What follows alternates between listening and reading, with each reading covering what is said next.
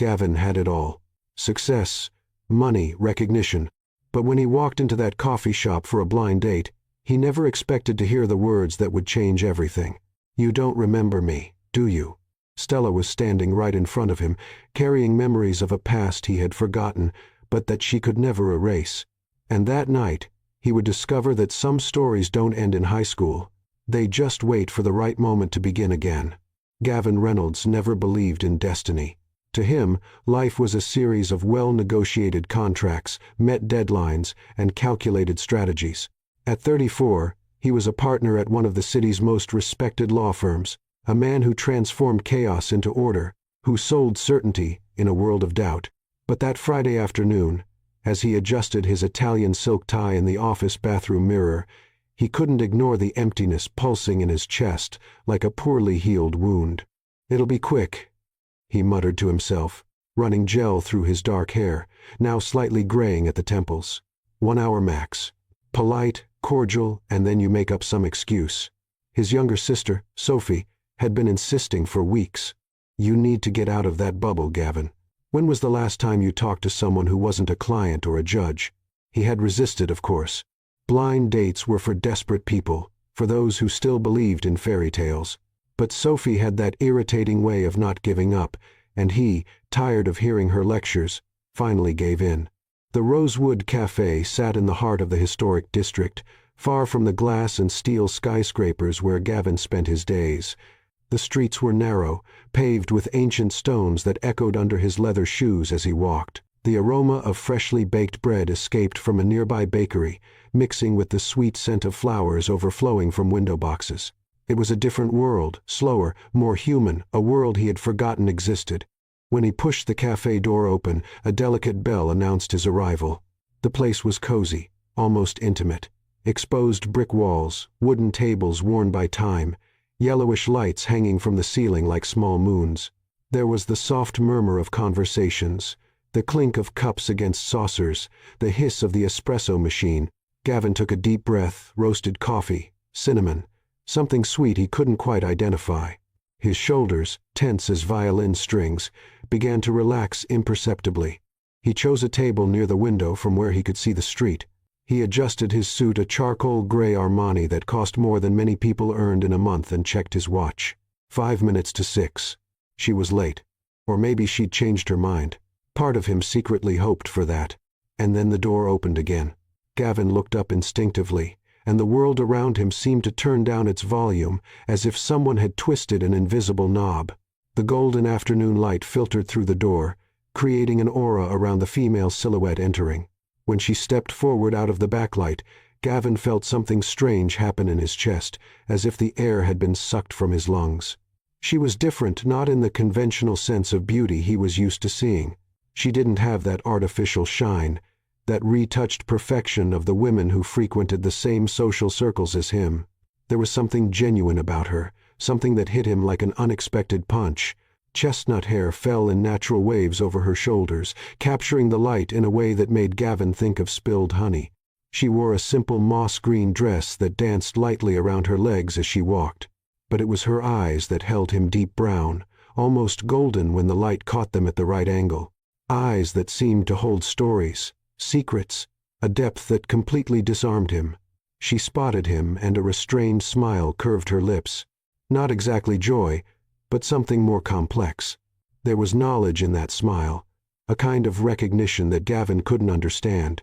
He stood up automatically, nearly knocking over his chair in the process. "Stella," she said. "Gavin." She said his name as if tasting something she had known for a long time. There was texture in that word, layers he couldn't decipher. When she extended her hand, he took it. Her skin was warm, soft, but there was firmness in that handshake. It wasn't the delicate, purposeless touch he was accustomed to. It was a grip that said, "I am here, really." A shiver ran up his spine, something electric that made him hold her hand for a second longer than socially appropriate. She sat down, and Gavin did the same, feeling strangely exposed under that penetrating gaze. There was something about her that made him uneasy, as if she could see through the expensive suit, the luxury watch, the defenses carefully built over the years. "Your sister talks a lot about you," Stella began. hands intertwined on the table. He noticed she wore no rings, just a thin silver bracelet on her left wrist. "Sophie has the inconvenient habit of talking too much," he replied, trying to inject lightness into his voice, but it came out more tense than he intended. The silence that followed wasn't uncomfortable, but it was charged dense, like the air before a storm. Gavin opened his mouth to say something, anything to fill that void, but Stella spoke first. "You don't remember me, do you?" The words fell between them like stones thrown into a calm lake, creating ripples that expanded, touching everything. Gavin blinked, his racing mind trying to process the question. He studied her face more carefully, the curve of her nose, the shape of her lips, the delicate line of her jaw. There was something familiar, perhaps, something that pulled at a distant memory, but nothing concrete. "I'm sorry, I don't—" He stopped, feeling his throat tighten. There was something in her eyes now, not exactly hurt, but an old sadness like a scar that never completely disappears. Stella tilted her head slightly, and that restrained smile returned, but this time there was a hint of melancholy in it. "Don't worry. I didn't expect you to remember. Have we met before?" Gavin's voice came out lower than he intended, almost a whisper. "Yes, a long time ago." She picked up the menu, but her eyes didn't leave his face. "But I was different. Invisible, actually." Gavin felt his heart speed up. There was a story there, he could feel it, something big, something important that he had missed. And for the first time in years he wasn't thinking about deadlines, contracts, strategies. He was just there, completely present, caught in those brown eyes that seemed to contain entire universes. "Tell me," he said. And it wasn't a polite request. It was a necessity. Stella picked up the coffee cup the waitress had brought and wrapped her hands around it, as if seeking warmth on an afternoon that wasn't cold. Gavin observed the gesture delicate, contained, but there was tension in her shoulders that betrayed a carefully hidden vulnerability. She gently blew across the dark liquid surface, creating small ripples, and for a moment seemed lost in a distant place, a time only she could see. "Lincoln High School," she finally said, raising her eyes to meet his. "Class of 2009. Gavin felt something contract in his chest. Lincoln High. He knew that name, of course. He had spent 4 years there, years he preferred not to revisit too frequently, not because they were bad, but because they represented a version of himself that no longer existed. The popular boy, the debate team captain, the one who always had a joke ready and friends around. That seemed like another life, another person. "We went to school together." He frowned, desperately trying to pull up some memory, some fragment of recognition, but there were so many faces from that time, so many people who walked those hallways. "We attended the same school," Stella gently corrected, and there was an important distinction in that choice of words. "But together would be too generous. You were, well, you were at the top. I was—" She paused, choosing her words carefully. "Somewhere else entirely." She placed the cup back on the saucer and took a deep breath, as if preparing to dive into deep waters. "I was Stella Morgan. Hair always disheveled because I didn't have time to fix it in the morning. Thrift store clothes that never quite fit right. The girl who arrived late because she took 2 buses to get to school." The image began to form in Gavin's mind, hazy at first, like a photograph slowly developing. "Was there such a girl? I sat in the back of the literature classroom," she continued, her voice now having a distant quality, as if narrating someone else's life. "Always with a book, wore a gray hoodie that was too worn out even in the heat because it hid the stains on the clothes underneath. You sat in front, always surrounded by friends. Tyler Bennett to your left, making everyone laugh. Melissa Crawford to your right, playing with her hair and looking at you like you were the only person in the room." The names hit Gavin like arrows. Tyler, Melissa. People he hadn't thought about in years. And with those names came fragments, the smell of Melissa's too sweet perfume, Tyler's booming laugh, afternoons at the diner after school, plans for weekend parties at houses with absent parents. "I don't," Gavin began, but didn't know how to finish the sentence. "Sorry" would sound empty. "I wasn't paying attention" would be cruel. "I didn't know" would be true, but no less painful.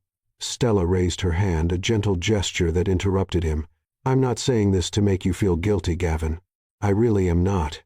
I was invisible not just to you, but to almost everyone. And part of that was my choice. I had to work after school, had to take care of my sick mother. There was no room in my life to be seen. She took another sip of coffee, and Gavin saw her throat move as she swallowed. There was an elegance about her now, a grace that came from survival, from having fought and won invisible battles. But he could imagine the girl she described, shoulders curved under the weight of responsibilities no teenager should carry, eyes downcast to avoid attention, a life lived in the shadows. But there were times, her voice grew softer, almost a whisper, there were times when you looked in my direction, when the teacher asked something and nobody answered, I would raise my hand. You would turn around curious as if thinking, who is this girl? And for a second, just a second, I existed. Gavin felt a knot forming in his throat. There was something deeply intimate about that confession, something that made him feel both exposed and humbled at the same time. And then there was that day, Stella continued, her eyes now focused on some point beyond the window, lost in the past. It was October of senior year. It was raining, one of those autumn downpours that soak you to the bone.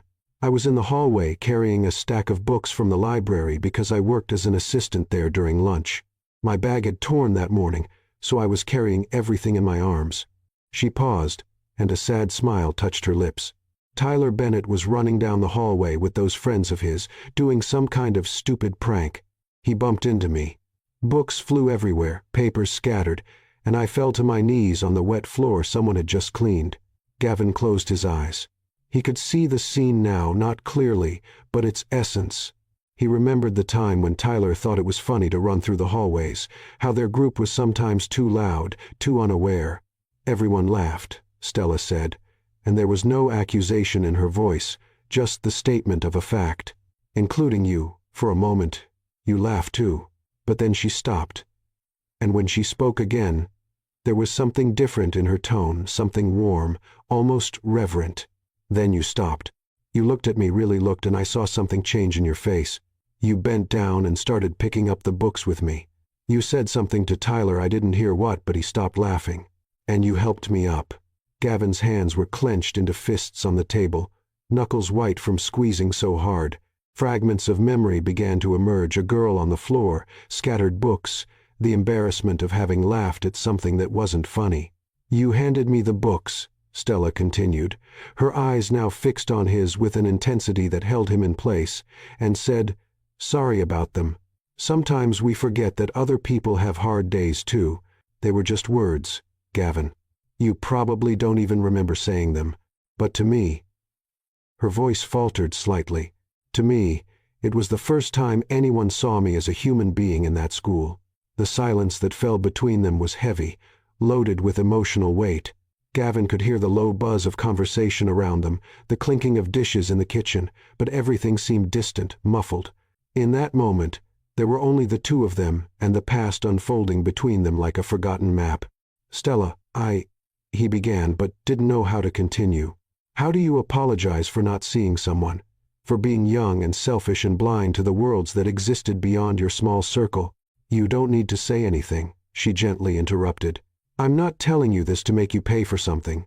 I'm telling you because you asked who I am. And this is part of who I was. She leaned slightly forward, and Gavin could smell her subtle perfume, something floral mixed with vanilla, delicate but persistent. But there's more, she said, and there was something different in her eyes now, a mixture of vulnerability and courage. There's one night you really might not remember. A night that changed everything for me. The light in the cafe was beginning to change, becoming softer, more golden as the sun descended on the horizon. Shadows danced on the exposed brick walls, and the movement of people on the street outside was slowing down, as if the entire city was shifting into a different rhythm. Gavin hadn't touched his coffee. He was completely absorbed in Stella, in every word that left her lips, in every micro-expression that crossed her face. It was at Jake Harrison's graduation party, Stella began, and her voice had an almost dreamlike quality now, as if she was reliving every detail with cinematic clarity. His house on that huge hill with the garden that seemed to go on forever. Half the school was there. The other half hadn't been invited. Gavin remembered that party. How could he forget? It had been epic, the kind of event that defined senior year. Lights hanging from trees, loud music, people jumping into the pool fully clothed at 3 in the morning. He had drunk too much. Whiskey that Tyler had stolen from his own father's bar, mixed with Coca-Cola in red plastic cups. "I wasn't at the party," Stella said, and an ironic smile touched her lips. "Of course not. I was coming back from work. I cleaned offices downtown from 8 at night until midnight, 3 times a week. Wore that horrible blue uniform with my name embroidered on the pocket, hair tied in a tight bun that gave me headaches."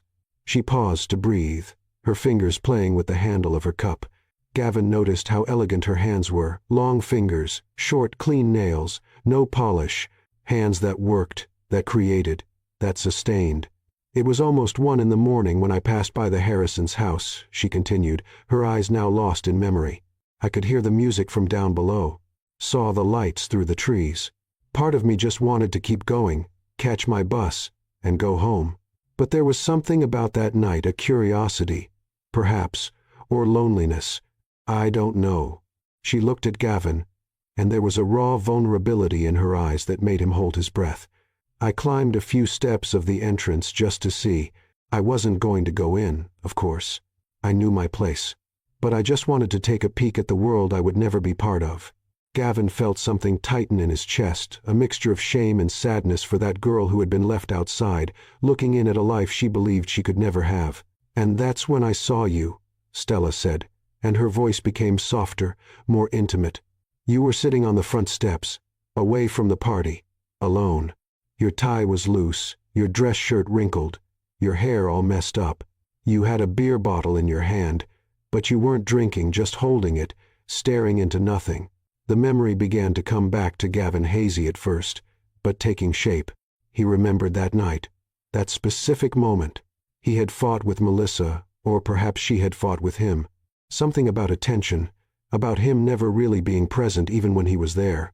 Her words had hit him in an unexpected way because they were true. He was always planning the next step, the next achievement, never just existing. "I should have left," Stella continued, her eyes now fixed on his with an intensity that held him. "But you looked so lost. And I knew that look. It was the same one I saw in the mirror every morning." She took a deep breath, as if preparing for the hardest part. "You saw me. And for the first time, Gavin, you really saw me. You didn't look through me like in the school hallways. Your eyes found me, and you smiled. It wasn't a happy smile. It was sad, somewhat broken, but it was real." Gavin could see it now, the girl in the cleaning uniform standing in the dimness of the entrance, outside the reach of the party lights. He remembered thinking she looked tired, too young and too old at the same time. "You said, 'Are you escaping the party too?'" Stella quoted, and a small smile touched her lips with the memory. "And I didn't know what to say because I wasn't escaping anything. I had never been invited. But you patted the spot beside you on the steps as if it was the most natural thing in the world. And I sat down." She closed her eyes for a moment, reliving it. "We sat there in silence for a while. You asked my name. I told you. You said it was beautiful, that it suited me. No one had ever said that before." Gavin felt his throat tighten. He remembered now the way she had sat stiffly beside him, maintaining a respectful distance, as if afraid of taking up too much space. There had been something about her that intrigued him, a quietness that contrasted with the chaos of the party behind them. "You asked where I was coming from," Stella continued, opening her eyes. "I said I was returning from work. You were surprised, asked where I worked.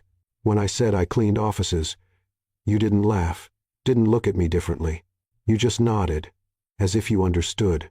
She leaned a little closer, and Gavin could see the small golden flecks in her brown eyes like hidden stars. "And then you did something I never forgot. You took out your wallet and pulled out some bills, $50, I think. You held them out to me and said, 'Take a taxi. It's late. It's not safe for you to take the bus at this hour.'" The memory was completely clear now for Gavin, the way she had pulled back, shaking her head, eyes wide with something between pride and hurt. She had thought it was pity, charity of the worst kind. "I said no," Stella continued, her voice thick with emotion. "Said I didn't need charity. And you—" She paused, her eyes shining. "You took my hand. It was the first time someone from that school had really touched me with gentleness. And you said something that I've kept in my heart all these years." She took a deep breath, and when she spoke, it was slowly, savoring each word as if they were sacred. "You said, 'It's not charity, Stella. It's just one human being looking out for another.' We should do that more. I should do that more." Tears began to form in the corners of her eyes, but she didn't let them fall. "You put the money in my hand, closed my fingers around it, and said, 'Please let me do at least this one thing right today.' There was something in your voice, Gavin, something broken but trying to fix itself." Gavin felt his own vision blur. He remembered the guilt he had felt that night, all the times he had turned his face away from small injustices, how empty he had felt despite having everything. And that girl with her uniform and her tiredness and her fierce dignity had represented something he couldn't name at the time. "I took the taxi," Stella said softly, "and on the way home, I cried. Not from sadness, but because someone had seen me. Someone had cared, even if just for 5 minutes. And I promised myself that one day, if our paths ever crossed again, I would thank you." She reached her hand across the table, and Gavin took it instinctively. Her skin was warm, soft, but there was strength in that grip. "So thank you, Gavin, for that night. For that moment of humanity when I needed it most. For seeing me when I was invisible." Gavin squeezed her hand, unable to speak. There was a hurricane of emotions inside him: shame for the selfish boy he had been, admiration for the strong woman she had become, and something else, something new and frightening, pulsing in his chest. "Does that boy still exist?" Stella asked softly, her eyes searching his. "The one who cared? The one who saw people?" And Gavin, looking into those deep brown eyes at this extraordinary woman who had carried his small kindnesses like treasures all these years, realized he was about to discover the answer. The silence that settled between them wasn't empty. It was dense, loaded with everything that had been said and everything still hanging in the air, unspoken. Gavin was still holding Stella's hand across the table, their fingers intertwined in a way that seemed both intimate and natural, as if their hands had known each other for years. He could feel her pulse beating beneath her skin, quick, alive, real. "I don't know if that boy still exists," Gavin finally said, his voice lower than normal. There was a brutal honesty in those words that surprised him. "I've spent so much time transforming into something else, someone relentless, focused, who leaves no room for weakness. I don't know what's left of him." Stella didn't withdraw her hand. Instead, she gently ran her thumb over his knuckles, a gesture so small, but one that sent waves of warmth up Gavin's arm. "Maybe he's just hiding," she said softly, "waiting for someone worth coming out for." Their eyes met, and Gavin felt something shift inside him, like tectonic plates rearranging after years of stillness. There was something in Stella's eyes, a mixture of vulnerability and strength, of past and present, that completely disarmed him. All the strategies he used in boardrooms, all the masks he had perfected over the years, were useless here. He found himself noticing details that would normally go unnoticed.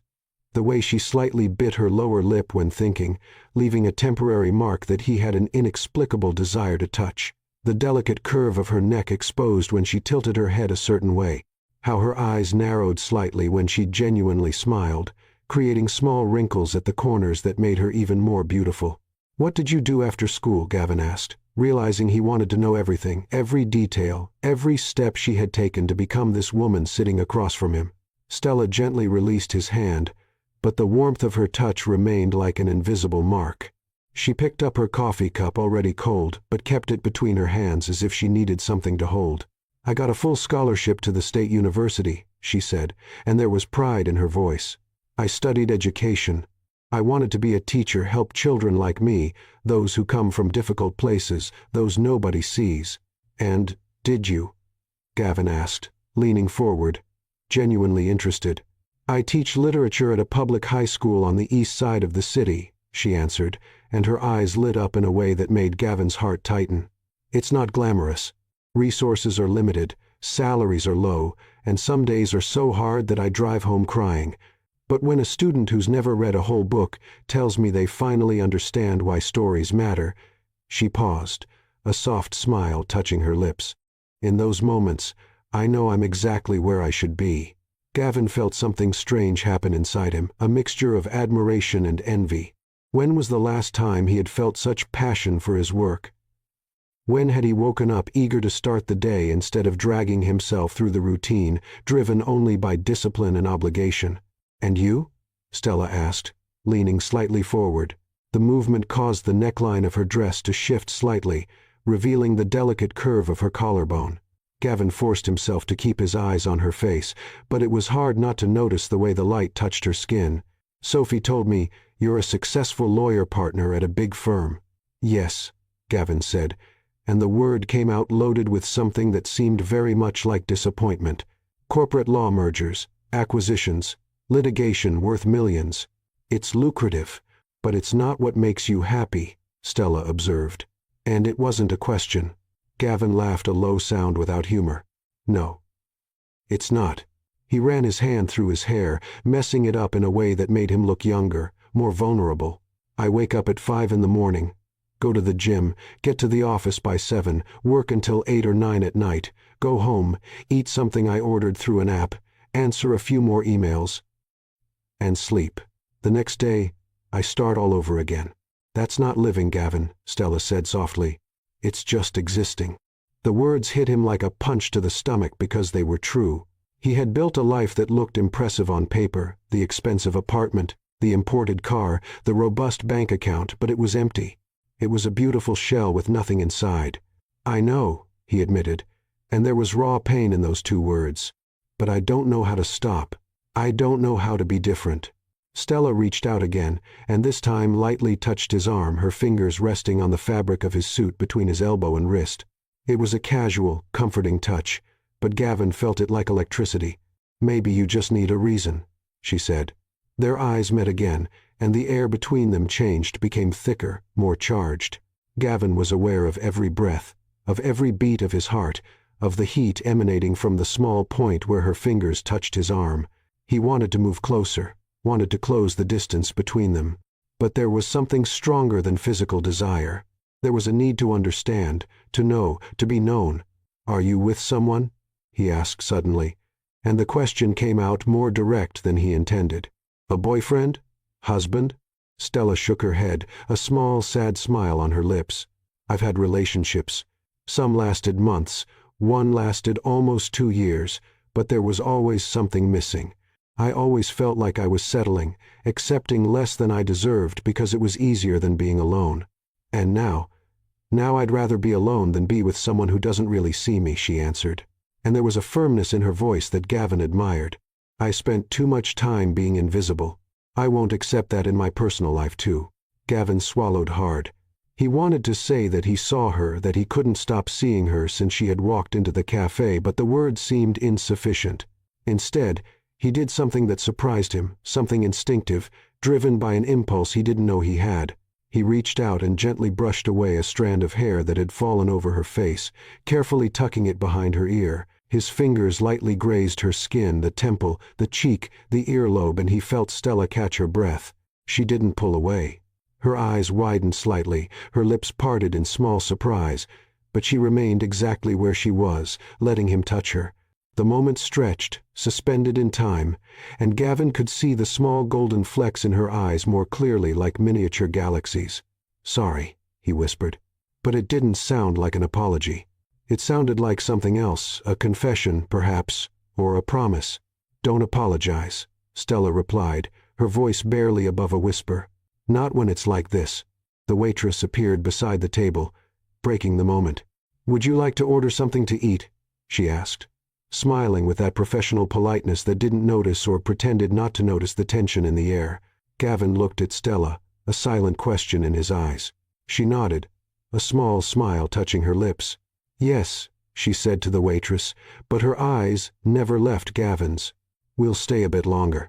And in those simple words, Gavin heard something deeper. "I'm not ready to leave." Not yet. Neither was he. The food arrived, French toast for Stella, a sandwich that Gavin barely touched, but neither of them paid much attention to what was on their plates. They had plunged into a different kind of hunger, a need to know and be known that transcended any physical appetite. The conversation flowed between them like a river, finding its natural path, winding and deep, touching places they both kept guarded. Tell me about your students, Gavin asked, genuinely interested, leaning with his elbows on the table in a way his corporate office posture would never allow. There was something liberating about letting his defenses down, about not needing to perform success and control. Stella's eyes lit up in a way that made Gavin's heart speed up. "There's a boy in my class, Marcus," she began, her hands gesturing softly as she spoke, creating small movements in the air that Gavin found hypnotizing. 15 years old, lives in a shelter with his mother and 3 younger siblings. Comes to school wearing the same hoodie every day, always with the hood up, eyes down, trying to be invisible. She paused, taking a small sip of water, and Gavin noticed how her throat moved as she swallowed, a movement so simple, yet he found it unexpectedly intimate. On the first day of class, I asked everyone to write about a moment when they felt truly alive. Most wrote about vacations, parties, things like that. Marcus turned in a blank sheet. "What did you do?" Gavin asked, completely absorbed. "I kept him after class," Stella continued, a soft smile touching her lips with the memory. "Not to scold him, but to talk. I asked if he couldn't remember such a moment or if it was too difficult to write about. And do you know what he told me?" Gavin shook his head, hanging on every word. He said, "Miss Morgan, people like me don't have moments like that. We just try to survive until the next day." Stella's voice trembled, slightly raw emotion breaking through her professional composure. He was 15 and had already given up on feeling anything beyond tiredness. Gavin felt something tighten in his chest, a mixture of sadness and anger at the injustice of children carrying weights no young shoulders should bear. "What did you say to him?" Stella looked directly at Gavin, and there was an intensity in her eyes that held him. "I told him I knew him, that I had been him, that I understood what it was like to wake up every day feeling like you were fighting the entire world just to keep existing." She took a deep breath, raw vulnerability on her face. "And then I told him about a night many years ago when someone saw me, really saw me, and how that moment, that small kindness, planted a seed of hope that I carried with me until it grew into something bigger." Gavin felt his throat tighten. He knew which night she was describing. "You told him about us. Not about you specifically," Stella said softly, "but about what that moment meant, about how a small act of humanity can change the trajectory of a life." "And did it work?" Gavin asked, his voice lower than he intended. Stella's smile widened, genuine and radiant. 3 months later, Marcus turned in a 10-page essay about the first time his 4-year-old sister read an entire word by herself. He said for the first time he could see beyond survival. He could see possibility. "That was the first time I saw him smile." Gavin felt something warm spread in his chest, not physical desire, although that was there too, pulsing low and persistent, but something deeper. Admiration, respect, a connection that went beyond superficial attraction. "You changed his life," he said. "No," Stella gently corrected, shaking her head. "I just helped him see what was already there, just like you did for me once." Her hands were on the table, almost touching his, separated by only inches that seemed charged with electricity. Gavin observed her fingers, long, delicate, but with subtle calluses that spoke of work, of effort, of a life lived with purpose. "What about you?" Stella asked, leaning slightly forward. The movement brought her scent to Gavin, something floral and sweet, but with a deeper note underneath, something that made him want to move closer. "What brings you joy when you're not in courtrooms defending corporations? What makes your heart race?" Gavin opened his mouth and then closed it again. The question should be simple, but he realized with a shock of recognition that he had no answer. When was the last time he had done something simply because he wanted to, not because he should? When had he felt genuine joy, not just satisfaction from a case won or a bonus received? "I don't know," he finally admitted, and there was raw pain in that confession. "I used to enjoy photography when I was younger, had an old camera I bought at a thrift store, spent hours wandering around the city, capturing moments, but—" He paused, searching for words. I stopped. There wasn't a specific moment. Life got too busy, and it seemed frivolous without purpose. "Without purpose?" Stella repeated, and there was something that seemed very much like sadness in her voice. "Gavin, creating art, capturing beauty, seeing the world differently, that's not without purpose. That's what makes us human." She reached out her hand, and this time it wasn't a hesitant or comforting touch. She took his hand firmly, intertwining her fingers with his in a way that felt both natural and revolutionary. Gavin looked at their joined hands and felt something inside him break, not in a painful way, but like a cocoon opening. "Do you know what I see when I look at you?" Stella asked softly, her eyes searching his. Gavin shook his head, unable to form words. "I see someone who's hungry," she said. And there was no judgment in her voice, only understanding. Not for food or success or material things, but for meaning, for connection, for something real in a world of superficialities. The words hit him like arrows, each finding its target with surgical precision. How could she see him so clearly when he could barely see himself?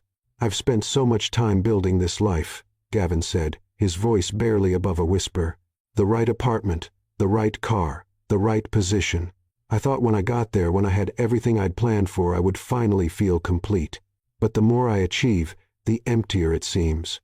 "Because you're measuring the wrong life with the wrong metrics," Stella replied, gently squeezing his hand. "Success isn't about how much you accumulate. It's about how much you live, how much you feel, how much you connect."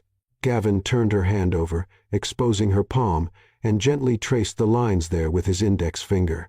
It was an intimate gesture, almost unconscious, but Stella didn't pull away. Instead, he felt a slight tremor pass through her, saw her lips part slightly as her breathing became a little faster. "You scare me," he admitted, eyes still fixed on her hand, unable to face the intensity of her gaze. "Because you make me want things I thought I'd given up on. Make me question everything." "Good," Stella said, and there was a note of challenge in her voice that made Gavin finally look up to meet her eyes. "Maybe it's time to question. Maybe it's time to stop living on autopilot and really choose how you want to live." The conversation around them had quieted down. Gavin vaguely noticed that the cafe was emptier now, that the lights had been slightly dimmed, creating a more intimate atmosphere. Or perhaps the world had always been this way, and he had simply never paid attention. "If you could do anything," Stella asked, her voice soft but insistent, "without worrying about money or expectations or what anyone else would think, what would you do?" Gavin thought, really thought. And for the first time in years, he allowed himself to imagine something beyond the next case, the next promotion, the next arbitrary milestone of success. I think I would like to help people who really need it. Not corporations fighting for a few more millions, but real people, families facing unfair evictions, workers being exploited, immigrants navigating impossible systems." Stella smiled, and it was the kind of smile that lit up her entire face, making those small wrinkles appear at the corners of her eyes. "Then why don't you?" "Because it's scary," Gavin admitted. "Because it would mean leaving everything I've built. Because I don't know if I'm brave enough." "Gavin," Stella said, and there was so much conviction in her voice that he had no choice but to believe. "You're one of the bravest men I know. You've just forgotten that." He squeezed her hand, allowing himself to absorb her strength, her certainty, and looking into those deep brown eyes, seeing himself reflected in them, not as the successful but empty lawyer he had become, but as the man he could be, Gavin felt something he hadn't felt in years. Hope. Time had a strange way of behaving when Gavin was with Stella. Sometimes it seemed to drag like honey, each second stretching into a delicious eternity, and other times it shot by like an arrow, hours evaporating into minutes. When he looked at the clock, he was shocked to realize it was past 10 at night.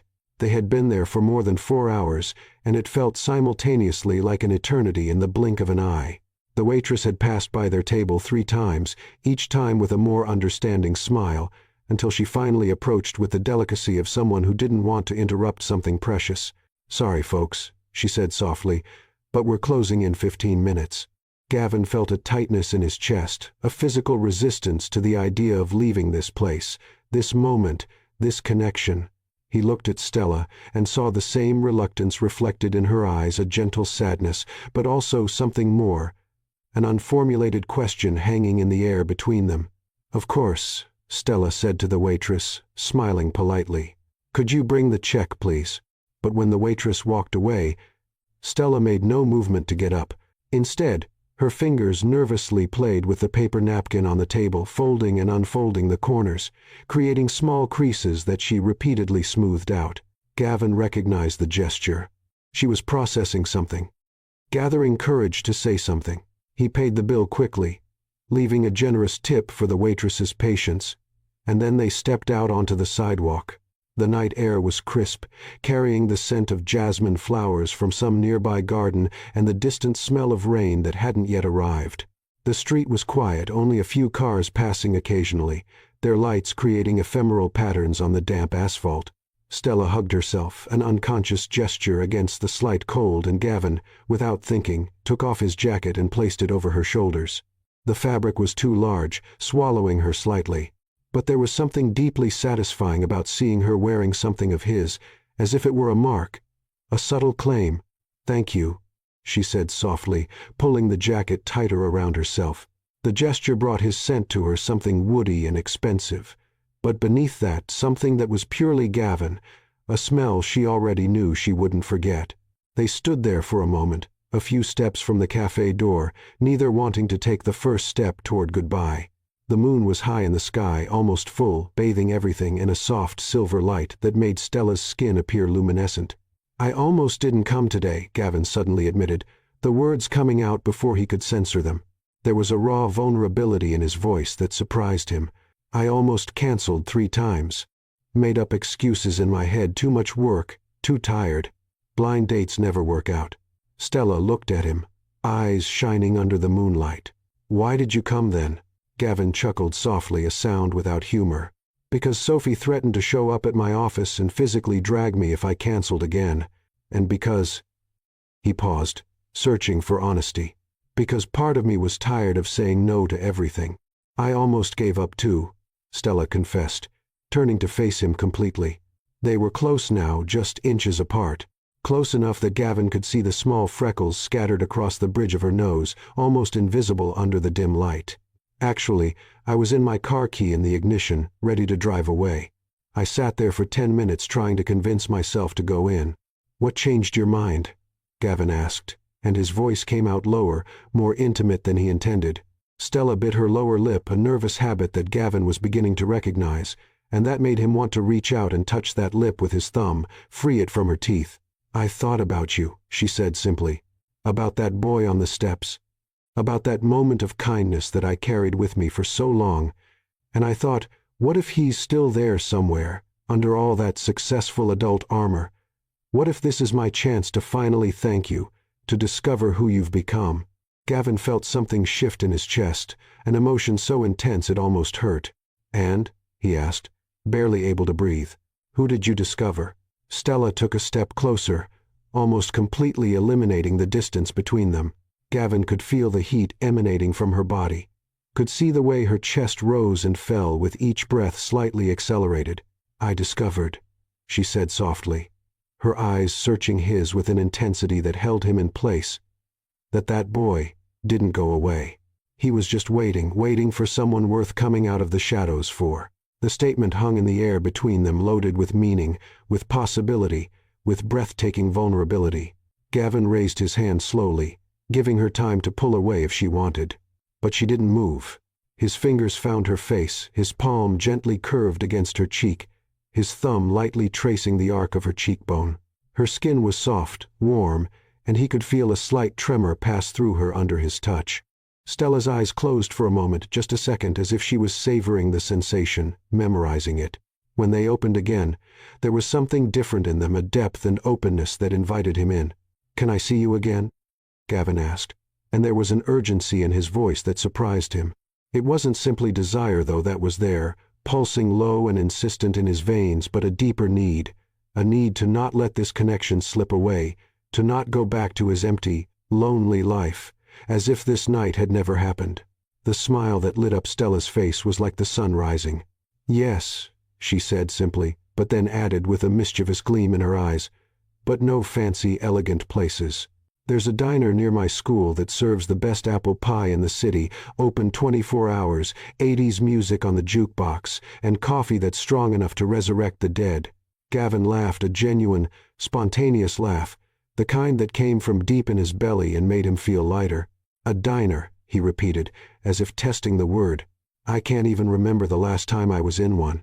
"Then it's time," Stella said, and there was something challenging in her smile, as if she was saying, Let's see if you can step out of your comfort zone. Gavin slid his hand from her face to the nape of her neck, his fingers lightly entangling in her hair. It was a possessive, intimate gesture, and he felt Stella inhale sharply, her lips parting slightly. They were so close now that their breaths mingled warm and quick. "I think the cafe Gavin needs to meet the diner Gavin," he said softly, echoing her words in a different way, loading them with promise. "I think so," Stella agreed, her voice barely more than a whisper. She raised her hand and placed it on his chest above his heart, and Gavin knew she could feel how it was racing, beating wildly against his ribs like a caged bird trying to escape. They stayed like that for a long moment, suspended on the threshold of something new and frightening and incredibly promising. The street around them had disappeared, the world shrinking to contain only the two of them, only this moment, only the vibrant possibility hanging in the air between them. "When?" Gavin asked, and didn't care that he seemed eager, desperate even. He was beyond pretending indifference, beyond playing the power games he mastered so well in his professional life. "Tomorrow," Stella suggested, and there was hope in her voice mixed with nervousness. "Saturday night, 8 o'clock. "Tomorrow seems too far away," Gavin murmured, and it was true. The idea of spending the next 22 hours without seeing her, without hearing her voice, without being in this presence that made him feel more alive than he had felt in years, seemed unbearable. Stella laughed softly, the sound vibrating between them. "It'll go by quickly," she promised. "Besides, anticipation is part of the fun." Gavin knew she was right, but still he was reluctant to let her go. Finally, with an effort that cost more than it should have, he stepped back, letting his hand slide from her neck, his fingers trailing across her skin in a final touch. "I'll meet you there tomorrow then. Send me the address." Stella nodded, already reaching for her phone. They exchanged numbers, fingers briefly touching during the transfer, each contact sending small shock waves up Gavin's arm. When they finally parted for real, both walking in opposite directions on the sidewalk, Gavin turned 3 times to look back. All 3 times, Stella was looking back too. The diner was exactly as Stella had promised, a nostalgic piece of 1,950 seconds, America, that had miraculously survived the city's changes. Red vinyl booths patched with silver duct tape, a white Formica counter stained with coffee, and a jukebox in the corner playing Elvis Presley on an endless loop. The smell was an intoxicating blend of fried bacon, strong coffee, and freshly baked apple pie so thick it was almost tangible. Gavin arrived 10 minutes early, wearing jeans, something he hadn't worn in so long he'd forgotten how comfortable they were, and a light blue button-down shirt with the sleeves rolled up to his elbows. He felt strangely exposed without his suit, but also lighter, more himself. When Stella walked in, something inside him both calmed and accelerated at once. She wore a yellow summer dress with small white flowers, her hair loose, falling in waves over her shoulders.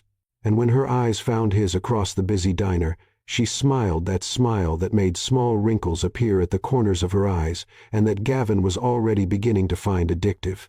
She slid into the booth across from him, and immediately the space between them seemed charged with electricity, as if the air had become denser, more aware of their presence. "You came," she said, and there was a note of relief in her voice that touched him. "Of course I came," Gavin replied, reaching his hand across the table. She took it without hesitation, intertwining her fingers with his in a way that was already beginning to feel natural, necessary even. "I couldn't think about anything else all day." It was true. He had tried to work, had opened files and reviewed contracts, but his mind kept wandering to the way she bit her lip when she was thinking, to the sound of her laughter, to how she made him want to be a better version of himself. The waitress, an older woman with cherry red dyed hair and a name tag that read Donna, appeared with notepad in hand. "The usual, honey?" she asked Stella with the familiarity of someone who knew her well. "Please, Donna," Stella replied, smiling.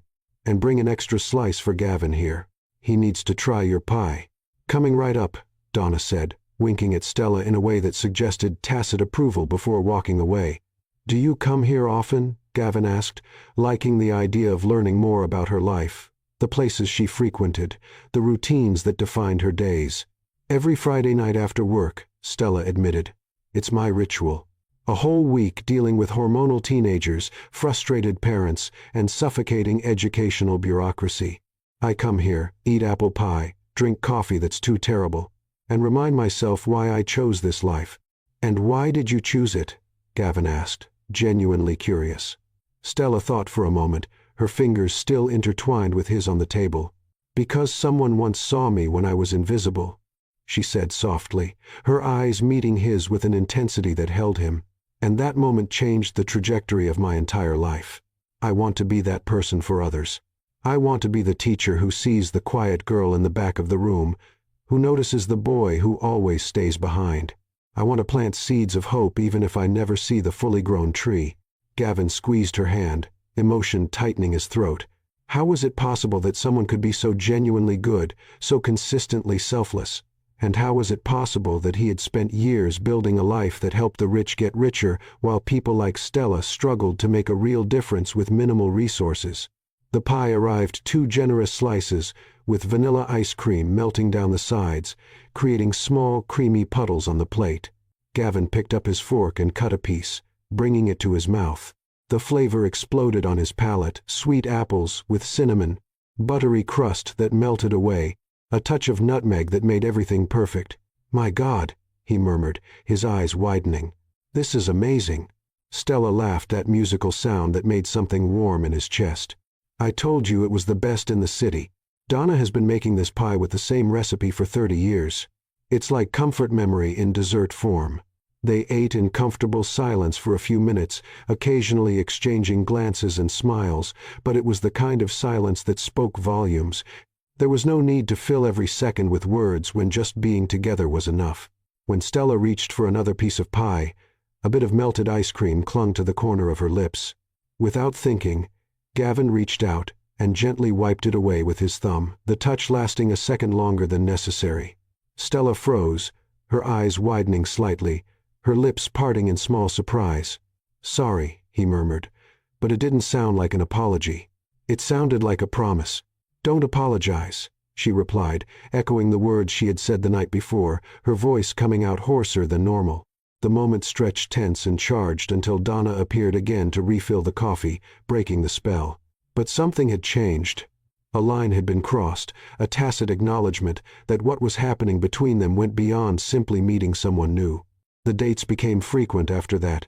2 nights later, Gavin took her to a photography exhibition at a small gallery downtown, something he would never have done before meeting her, but now seemed important, a way to share a part of himself he had buried long ago.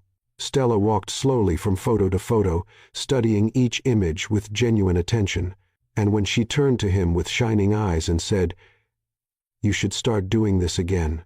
You have an eye for beauty that most people have lost," Gavin felt something inside him break and rebuild at the same time.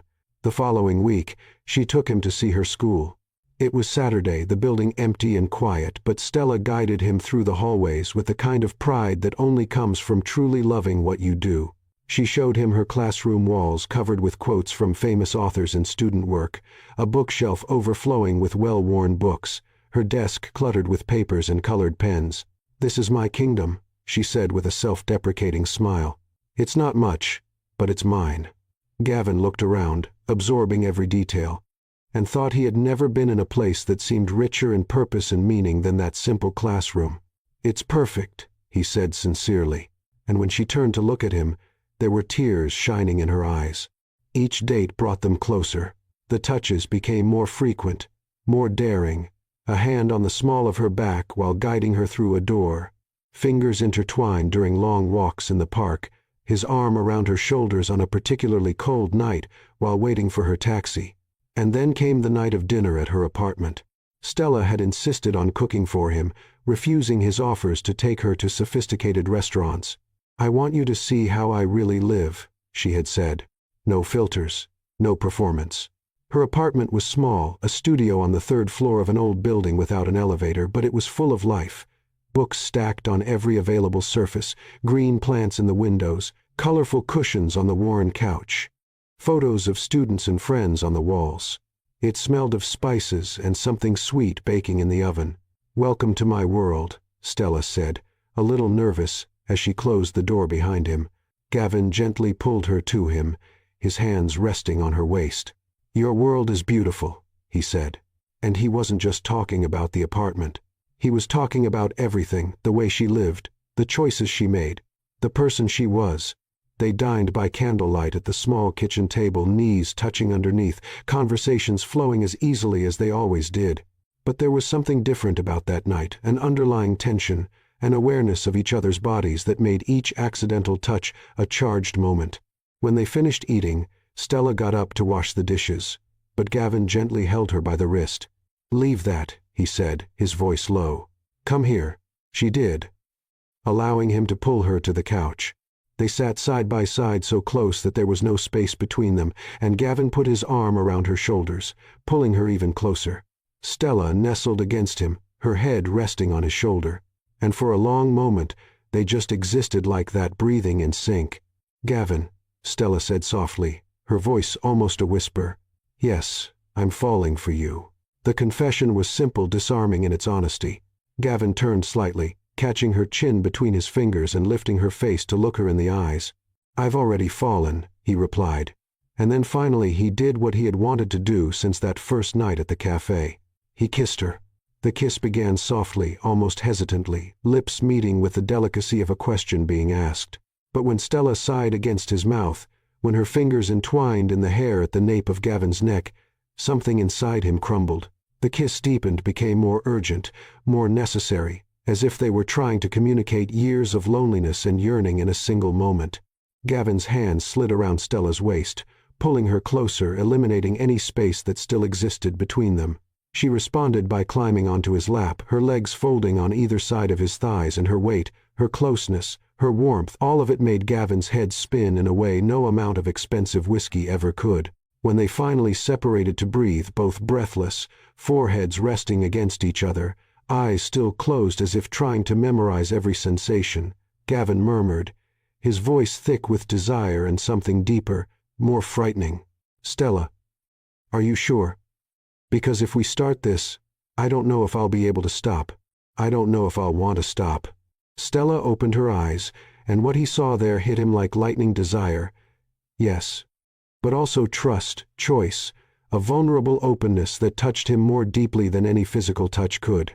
"I've never been more sure of anything in my life," she said, and there was a firmness in her voice that left no room for doubt. Gavin stood up, holding her easily, her hands around his neck, her legs wrapped around his waist. She was light, fitting perfectly against him.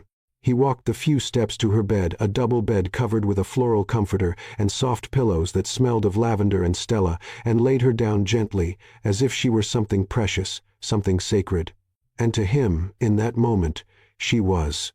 It wasn't just physical desire, though, that pulsed intense and urgent in his veins, but the desire to know her completely, to be known by her, to create an intimacy that went beyond the body. Gavin knelt beside the bed, his eyes roaming her face with an intensity that made Stella's heart race. "You're so beautiful," he murmured. And it wasn't just a line, wasn't empty seduction. It was truth, distilled into words. Stella reached out, touching his face, tracing the strong line of his jaw, the lower lip she had already memorized through kisses. "Then show me," she whispered. "Show me how you see me." And he did. Gavin's fingers found the buttons of her blouse, unbuttoning each one with a deliberate slowness that bordered on torture.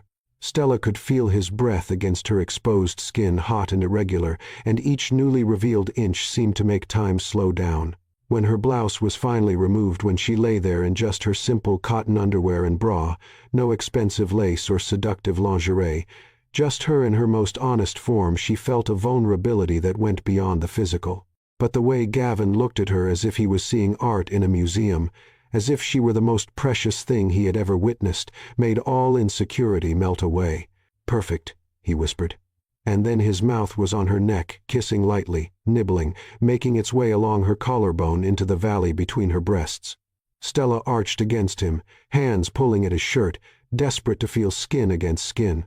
Gavin moved back just enough to pull the shirt over his head, and then they were skin to skin, heat to heat, and the contact was so intense that they both sighed simultaneously. His hands were everywhere, tracing the curve of her waist, sliding along the side of her ribs, exploring every line and angle as if memorizing a map. And Stella explored him back, fingers running over his broad chest.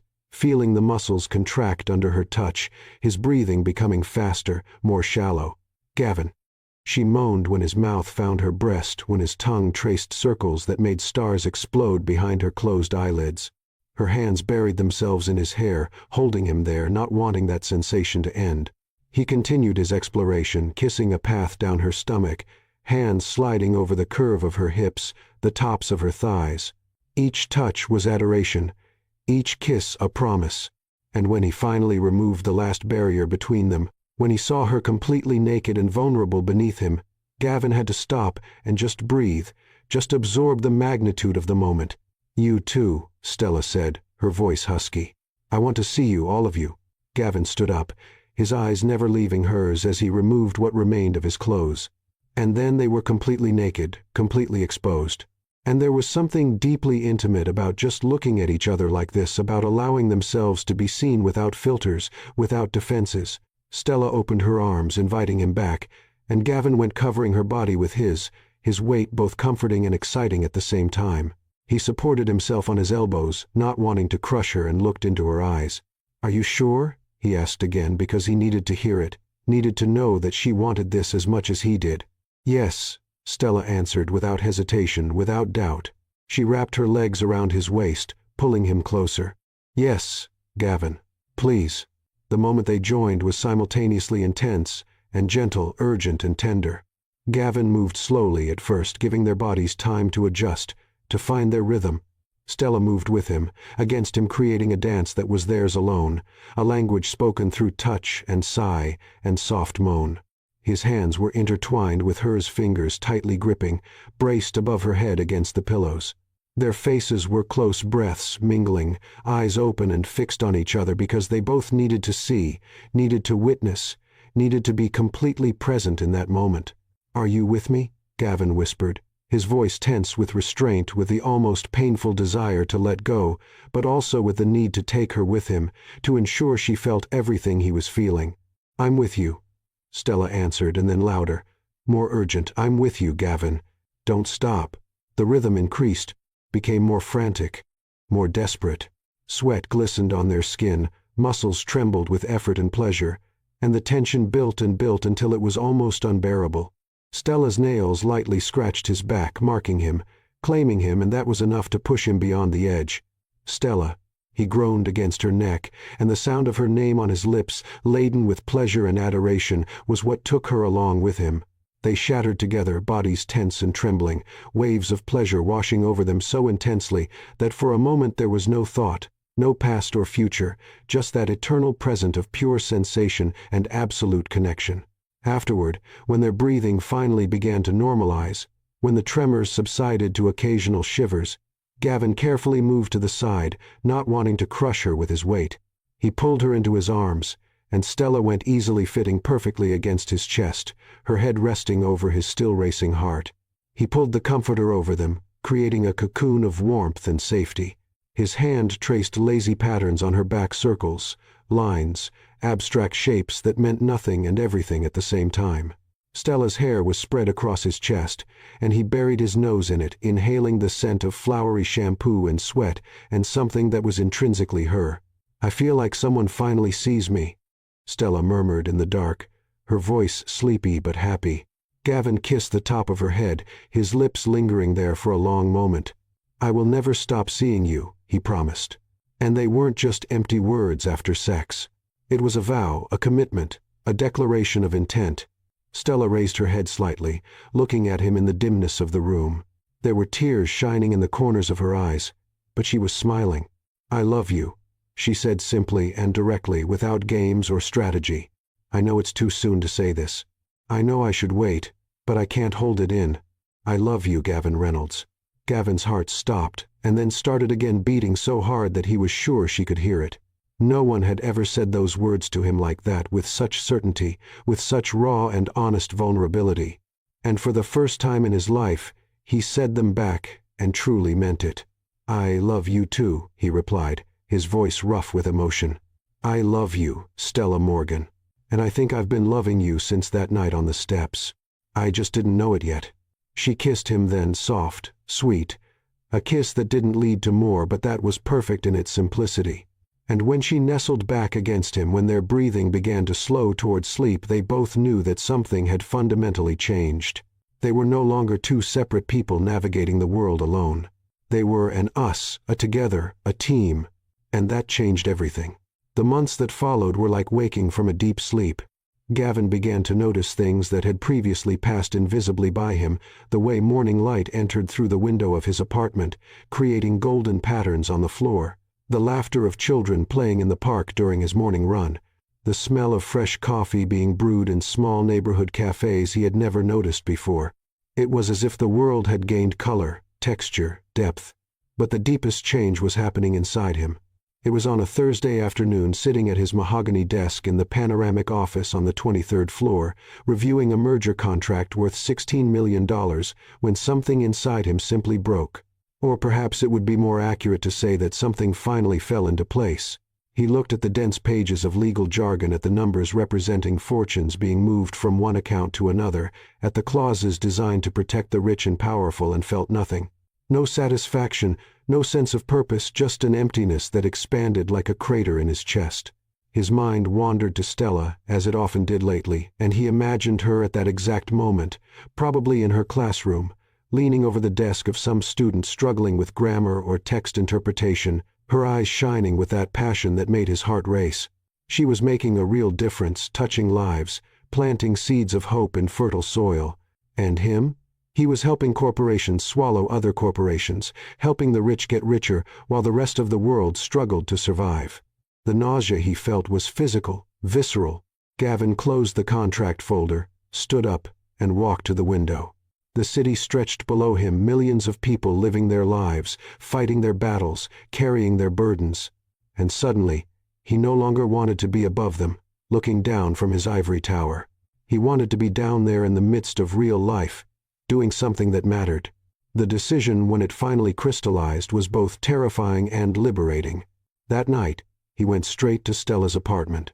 She opened the door, still wearing her work slacks and blouse, red-marked test papers in one hand, her hair tied in a messy bun, and the sight of her so real, so present, so alive, made something inside him expand, until it seemed his chest couldn't contain it. "Gavin," she said, surprised but happy, "I thought you had that dinner with clients tonight." "I canceled," he said simply, stepping in and closing the door behind him.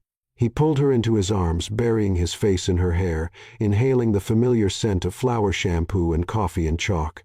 "I needed to see you." Stella moved back slightly, studying his face with those observant eyes that never missed anything. "What happened?" Gavin led her to the couch, sitting down and pulling her to sit beside him. Their hands intertwined between them. "I'm leaving the firm," he said, and the words that should have sounded frightening came out laden with relief. Stella's eyes widened. "What? Gavin, are you sure? That's a huge decision." "I've never been more certain of anything," he replied, echoing the words she had said to him that first night together. "Stella, I've spent the last 10 years building a career that looks impressive on paper but is killing me inside. I wake up every morning with a weight on my chest. I go to bed every night feeling like I've wasted another day doing things that don't matter." He squeezed her hands, trying to make her understand. "You changed something in me. You showed me there's another way to live, another way to measure success, and I can't keep pretending it's all okay, that money and prestige are enough when I know they're not." Tears shone in Stella's eyes, but she was smiling. "What are you going to do?" Gavin took a deep breath, and for the first time in years felt genuine excitement running through his veins. "I'm going to open my own practice. Legal services for low-income families. Pro bono cases helping people who really need it but don't have the resources to pay expensive lawyers. It will mean less money, long hours, difficult cases that I might lose more than win." He paused, his eyes searching hers. "But it will mean waking up every morning knowing I'm doing something that matters." Stella kissed him, then deep, passionate, a kiss that said more than words ever could. When they separated, she was really crying now, tears flowing freely down her face. "I'm so proud of you," she whispered. "So incredibly proud." The following weeks were a whirlwind. Gavin handed in his resignation letter, facing disbelief and even hostility from some of the older partners who saw his decision as betrayal. He sold his expensive apartment and moved to a smaller, more modest place, saving the difference to invest in his new practice. Stella was by his side every step of the way. She helped him find a small office in a working-class neighborhood, paint the walls a welcoming shade of light blue, assemble second-hand furniture they bought at thrift stores. They worked side by side late into the night, laughing when something went wrong, celebrating each small achievement with cheap pizza and tight hugs.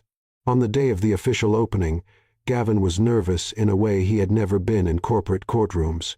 There was only a small ad in the community newspaper, a simple sign in the window, but that was all he needed. This was real. This mattered. His first client was a woman named Rosa, 52 years old, working 3 jobs to support 4 grandchildren after her daughter had died of an overdose. She was facing unfair eviction, the landlord wanting to remove her to sell the building to developers. Rosa entered the office with shoulders bent by the weight of the world, tired eyes that had seen too much pain, too much injustice. And when Gavin said he would help her, that he would fight for her without charging anything, because that's what decent people do for each other, she cried. "Why are you doing this?" she asked through her tears. "You don't even know me." Gavin thought of Stella, how she dedicated her life to helping children society had forgotten. He thought of that night on the steps many years ago, how a small act of kindness had planted a seed that kept growing. "Because everyone deserves to be seen," he said simply. "Everyone deserves to have someone on their side." The case took 3 months. Gavin worked tirelessly researching precedents, building arguments, using every skill he had honed in corporate courtrooms, but now applying them on behalf of someone who really needed it. And when the judge finally ruled in Rosa's favor, when she hugged him so tightly he could barely breathe as she sobbed with relief against his shoulder, Gavin felt something he had never felt in any of his multi-million-dollar corporate victories. He felt like he had made a real difference, that his life had purpose, that he mattered in a way that transcended bank accounts and impressive titles. That night, he took Stella to dinner at the diner, their place now, loaded with memories and meaning. They sat in the same booth where they had sat on their first date, and Gavin took her hands across the table. "You saved me," he said, his voice rough with emotion. "Saved me from a life that looked good on the surface but was empty inside. You showed me there's another way, a better way." Stella shook her head, squeezing his hands. "No, Gavin. I just helped you remember who you always were.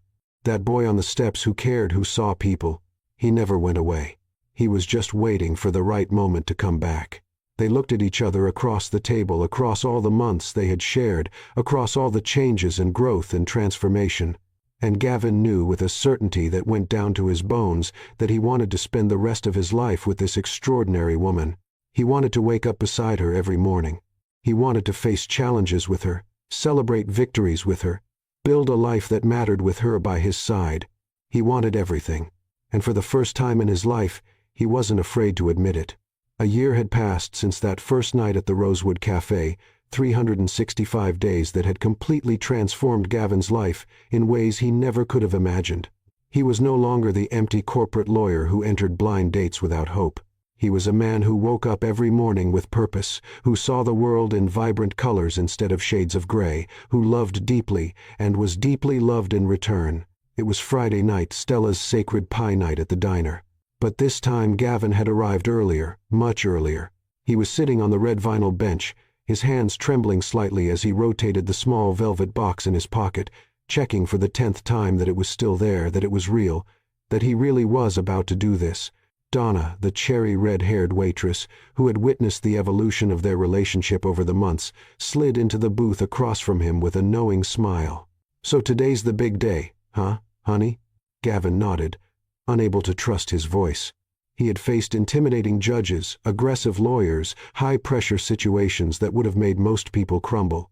But nothing, absolutely nothing, had made him as nervous as this moment. "She's going to say, yes, you know," Donna said gently, placing a wrinkled hand over his. "That girl loves you in a way you rarely see. It's the kind of love that makes this old, cynical heart believe in happy endings again." Gavin smiled, squeezing her hand with gratitude. "I just want to do this right. She deserves something perfect."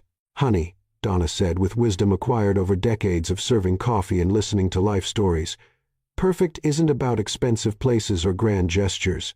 Perfect is about truth. And you bringing her back to where it all began, that's as true as it gets." 15 minutes later, Stella walked in. She was wearing jeans and a simple blue blouse, her hair loose, falling in waves over her shoulders, a stack of graded tests under one arm, and that smile that still made Gavin's heart skip a beat every time he saw her. "Sorry I'm late," she said, sliding into the booth across from him and leaning in for a quick kiss that somehow managed to be both casual and completely devastating. Parent-teacher conference ran long. "Marcus's mom wanted to thank me personally. He got accepted to university with a full scholarship." Her eyes were shining with pride, and Gavin felt that familiar wave of admiration and love wash over him. She cared so much, invested so much of herself in her students, and each of their victories was her victory too. "That's amazing, love," he said sincerely, taking her hand across the table as they always did. "You changed that boy's life." "We changed it," Stella corrected, squeezing his fingers. "You spent hours helping him with the application process. Remember? Reviewing his essays, advising him on financial aid." It was true. Over the past months, their lives had become so completely intertwined that it was hard to say where one ended and the other began. Stella's students often appeared at Gavin's office, seeking legal advice for their families. Gavin's clients often had children whom Stella knew or had taught. They had become a team facing life side by side. Donna brought the usual slices of apple pie without them having to order, winking at Gavin in a way that made Stella look between them with playful suspicion. "What's going on?" she asked, biting her lip in a way that still made Gavin want to pull her into his arms. "You two are acting strange." Gavin took a deep breath. It was now or never. "Stella," he began, and his voice trembled slightly, betraying his nervousness. "Do you remember the first time we came here on that second date?" She nodded, a soft smile touching her lips with the memory. "Of course I remember. You looked so out of place at first, all serious and proper. But then you tasted the pie and your whole face lit up like a child's. You told me that night that the cafe Gavin needed to meet the diner Gavin," he continued, his eyes never leaving hers. "And you were right. Because it was here, in this simple and honest place, that I began to remember who I really was, or perhaps who I wanted to be." Stella squeezed his hand, sensing that something important was happening, that this wasn't just another Friday dinner. Gavin slid out of the booth, and before Stella could process what was happening, he was kneeling beside the table, a small velvet box open in his hands. The diamond inside wasn't huge. He no longer needed to prove anything with excessive gestures, but it was perfect, delicate and timeless, just like her. The entire diner fell silent. Conversation stopped mid-sentence. Forks were lowered. Even the music from the jukebox seemed to decrease in volume. "Stella Morgan," Gavin said, and his voice was steady, now laden with certainty and love, and everything he had held inside him, waiting for this moment. "A year ago, I walked into a cafe with no expectations, no hope, just going through the motions of a life that seemed empty. And then you looked me in the eyes and asked if I remembered you." Tears were already forming in Stella's eyes, one hand covering her mouth in shock and joy. "The truth is," Gavin continued, a smile trembling on his lips, "part of me always remembered, always carried that night on the steps. That moment of human connection when everything else seemed superficial, and when you walked into that cafe when our eyes met, it was as if my soul recognized yours, as if I had been waiting for you all along." He took a deep breath, raw vulnerability in every word. "You taught me that success without love is nothing, that prestige without purpose is empty, that real life doesn't happen in luxury offices and expensive restaurants, but in moments like this. Simple, honest, true." His voice broke slightly, emotion overflowing. "You taught me to see again, to feel again, to live again, and I want to spend the rest of my life seeing you, loving you, building something real and meaningful by your side." He held the box higher, his eyes shining with unshed tears. "So, Stella Morgan, extraordinary teacher, strongest woman I know, love of my life, will you marry me?" For a moment that seemed to stretch for all eternity, Stella couldn't speak. Tears were flowing freely down her face, and she was laughing and crying at the same time, one hand still covering her mouth, while the other gripped his shoulder as if she needed to anchor herself to something real. "Yes," she finally managed to say the word, coming out as a joyful sob. Yes, yes, 1,000 times yes. The diner erupted in applause. Donna was openly crying, as was half the clientele. Gavin slid the ring onto Stella's finger with slightly trembling hands, and then she was pulling him up, throwing her arms around his neck and kissing him with all the passion and joy and love they had built over that extraordinary year. When they finally separated, both crying and laughing, foreheads touching, breaths mingling, completely lost in each other while the diner continued applauding around them, Stella whispered against his lips, "And you taught me that being seen is more powerful than being admired, that a kind heart is worth more than all the gold in the world, that the boy on the steps who cared that boy became the most amazing man I know." They were married 3 months later in a small community garden that Stella's students had helped plant as a spring project. There were no excessive expenses or endless guest lists, just the people who really mattered. Close friends, family, and dozens of Stella's students, many holding books she had given them instead of traditional bouquets. Sophie, Gavin's sister, who had insisted on that blind date a year ago, was the maid of honor, smiling with tears in her eyes throughout the ceremony. "I knew," she whispered to Gavin before he walked down the makeshift aisle. "From the beginning, I knew she was special." When Gavin saw Stella walking toward him through the flowering garden, wearing a simple white lace dress that made her look ethereal and yet completely down to earth, he felt his heart expand so much that it seemed impossible to be contained in his chest. The vows were simple but devastatingly honest. Gavin promised to always see her, always choose her, always fight alongside her for things that mattered. Stella promised to be his light when darkness threatened, his strength when he faltered, his home wherever life took them. And when the officiant finally said, "You may kiss the bride," Gavin pulled Stella into his arms and kissed her with all the gratitude and love and joy that a human soul could contain. The party was at the same diner, Donna refusing to accept payment and instead serving apple pie to all the guests. Marcus, the student Stella had helped, gave a speech that left not a dry eye in the place, talking about how Ms. Morgan had saved his life by refusing to let him be invisible. "And then," Marcus said, looking at the newlywed couple with reverence, "she found Mr. Reynolds, who also believes in seeing people, and now they're changing the world together, one life at a time." Late that night, when the guests had departed and they were finally alone in the small apartment they now called home, Gavin held Stella in his arms and looked into her eyes, those deep brown eyes that had seen him when he was lost, that had loved him when he was broken, that had guided him back home. "Thank you," he whispered, kissing her forehead softly. "For what?" Stella asked, confused. "For not giving up on that boy on the steps," Gavin replied, his voice rough with emotion. "For seeing something in him that was worth keeping even when no one else did." Stella smiled that smile that still made time stop. "He was always worth it," she said simply. "He just needed someone to remind him of that." And there in each other's arms, in the small apartment full of books and plants and love, they fell asleep. Not as two separate people who had found each other, but as two halves of a whole that had finally become complete. And every time they told their story in the years that followed to friends, to students, to clients, to anyone who asked how they had met, they always ended the same way. It wasn't a blind date. It was a second chance.